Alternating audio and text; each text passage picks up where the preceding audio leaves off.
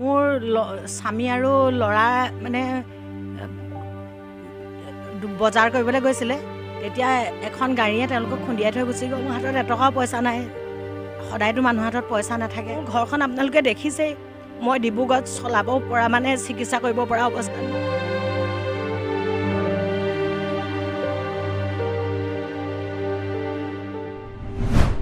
অভাৱেই আৱিষ্কাৰৰ মূল, এই কথা যেন প্ৰমাণ কৰি দেখুৱালে নাওবৈচাৰ এহাল দম্পতীয়ে। ঘৰৰ মিঠাতেল আলু আনিবলৈ ওলাই যোৱা পুত্ৰস্বামীৰ দুৰ্ঘটনাত চিকিৎসা কৰিবলৈ হাতত এটা ফুটা কৰি নথকা অৱস্থা হোৱা এই দুয়ো দম্পতীয়ে এতিয়া ঘৰতে গঢ়ি তুলিছে এক নিজা ব্যৱসায়।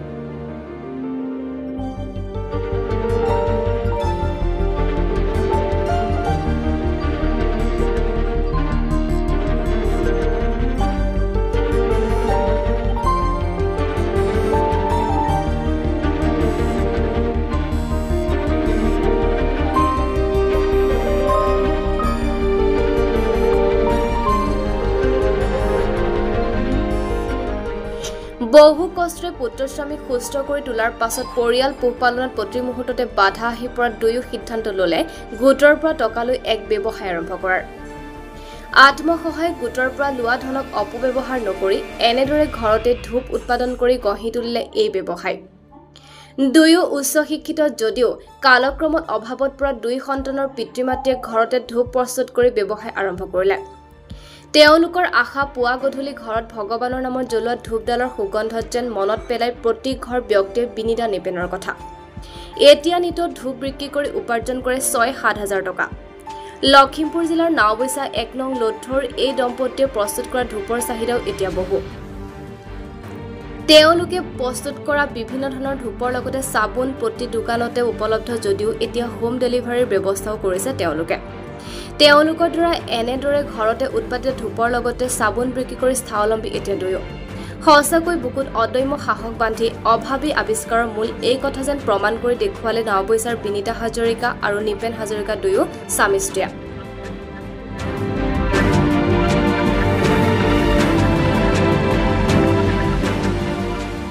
নাওবৈচাৰ পৰা ললিত হাজৰিকাৰ ৰিপৰ্ট, ইউবি নিউজ।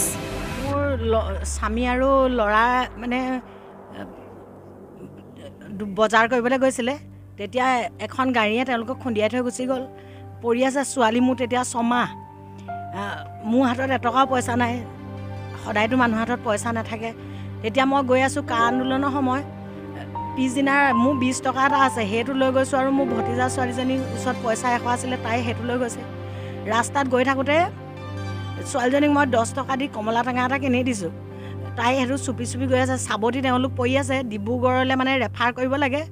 তেতিয়া কা আন্দোলনৰ সময় মই ভাবিছোঁ মানে মই এখন টেম্পু পোৱা নাই, খোজকাঢ়িয়ে চাবতি পিনে বাট লৈছোঁ আমাৰ যিখন লখিমপুৰ মেডিকেল কলেজ।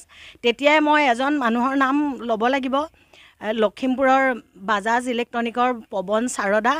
তেখেতক মই পাইছোঁ আৰু তেখেতক পোৱাৰ লগে লগে মোৰ আগৰে চিনাকি, তেখেতে মোক ভালদৰে চিনি পায়। মই মানে তেওঁ যেতিয়া মোক সুধিছে কি হ'ল তোমাৰ বিনিতা, মই তেতিয়া খুব কান্দিছোঁ। আৰু তেতিয়া তেওঁ মোক পইচা 1000 আৰু টেম্পু ভাড়া 50 টকা উলিয়াই দিছে। আৰু মোতকৈও আগত গৈ তেওঁলোক চাবতি পাইছেগৈ। আৰু মোৰ ঘৰখন আপোনালোকে দেখিছেই, মই ডিব্ৰুগড়ত চলাব পৰা মানে চিকিৎসা কৰিব পৰা অৱস্থাত নাই। তেখেতেই তেতিয়া প্ৰবীণ মিলি ছাৰ আছিলে, তেখেতে সম্পূৰ্ণ কথা পাতি মোৰ স্বামী আৰু ল'ৰাক এতিয়া মই মোৰ বুকুৰ মাজত পাইছোঁ। আমি দুয়োজনেই ভাবিলোঁ, দুয়োজনে কথা পাতিলোঁ যে আমি এনেকৈ এটা ব্যৱসায় কৰিব লাগিব, কাৰণ আমি এনেদৰে ঘৰ চলাব পৰা নাই। আৰু এইটো একেবাৰে সম্পূৰ্ণ ভাল লাগিলে এইকাৰণে যে প্ৰত্যেকৰ ঘৰতেই ভগৱানৰ নামত অন্তত জ্বলায়। আৰু মই মনতে ভাবোঁ মোকো নিশ্চয় ধূপজাল জ্বলোৱাৰ লগে লগে চেণ্টটো অহাৰ লগে লগে মনত পেলাব যে এয়া বিনিতা আৰু নিপেনে বনোৱা প্ৰডাক্ট, ইমান সুন্দৰ। এনেদৰে ভাবিয়ে আমি দুয়োজনে ইজনে সিজনৰ প্ৰেৰণা হৈ আমি আগবাঢ়ি গৈছোঁ। এতিয়া আমাৰ আপোনালোকে 6003993249 এই ফোন নাম্বাৰটোত যোগাযোগ কৰিলে আমি ঘৰত আমি হোম ডেলিভাৰী দিওঁ। মোৰ নাম নিপেন হাজৰিকা। মই বি পাছ কৰাৰ পিছতে ঘৰতে আছিলোঁ। তাৰপিছত প্ৰায় 8-10 বছৰ কাল ৰাষ্ট্ৰীয় স্বয়ংসেৱক সংঘৰ প্ৰচাৰক হিচাপে কাম কৰিছিলোঁ, যিহেতু সেৱা সম্পূৰ্ণ বিনামূলীয়া সেৱা হয়। তাৰপিছত আহি 2008 চনত আমাৰ বিয়া হয়। বিয়া হোৱাৰ পিছত আমাৰ পৰিয়াল চলোৱাৰ ক্ষেত্ৰত আৰ্থিক দৈন্যতা অকণমান বাঢ়ি গৈছিল। যথেষ্ট অভাৱত আমি চলিছিলোঁ। ঠিক তেনেকুৱা সময়তে আমাৰ এটা সৰুকৈ এক্সিডেণ্টো হৈছিলে, আৰু সেইখিনি কথা ইতিমধ্যে তেওঁ কৈছেই। আৰু লগতে তেওঁ আত্মসহায়ক গোটত ধূপৰ প্ৰশিক্ষণ লৈছিলে। ধূপ কেনেকৈ বনাব পাৰি, চেণ্ট কৰিব পাৰি, পেকেজিং কৰিব পাৰি, এইখিনি প্ৰশিক্ষণ লৈছিলে। লোৱাৰ পিছত মোক আহি ঘৰত কৈছিলে, এনেকুৱা এটা কাম কৰোঁ, গোটৰ পৰা সুতলৈ অলপ টকা লওঁ, টকা লৈ আমি ব্যৱসায়টো আৰম্ভ কৰোঁ। আমি দুয়োজনে মিলি গুৱাহাটীৰ পৰা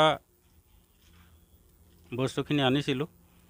আনি ঘৰতে প্ৰথম অৱস্থাত আমি কম পৰিমাণে বনাইছিলোঁ। তাৰপিছত লাহে লাহে যেতিয়া আমাৰ ব্যৱসায়ৰ পৰিসৰটো বাঢ়ি গ'ল, তেতিয়া আমি সৰহকৈ মাল উঠাবলৈ ল'লোঁ। কেঁচা মালখিনি গুৱাহাটী BS এণ্টাৰপ্ৰাইজৰ পৰা আনোঁ, আৰু কুৰিয়াৰতে আহে বস্তুখিনি। আনি ঘৰত সুন্দৰকৈ আমি বনাই চেণ্টেড কৰি পেকেজিং কৰি যেতিয়া গাঁৱত দিবলৈ যাওঁ, ঠিক এনেদৰে আপোনালোকে দেখিছে, এয়া মোনাত মই ধূপৰ বান্দিল ভৰাই লৈছোঁ। এনেকৈ বাইকত লৈ আমি দুয়োজনে আইতাকৰ লগত ল'ৰা ছোৱালীহাল থৈ দুয়োজনে আমি দিনটোৰ কাৰণে ওলাই যাওঁ। আৰু তেওঁ স্কুল ছুটিৰ পিছত কেতিয়াবা ওলাই যায় মোৰ লগত, বন্ধ বাৰত দুয়োজন যাওঁ। এনেকৈ আমি ব্যৱসায়টো কৰি খুব সুন্দৰভাৱে এতিয়া আমাৰ পৰিয়ালটো চলি আছে। লগতে আমাৰ গোটত থকা ধাৰণসমূহ আমি মাৰি থাকিব পাৰিছোঁ।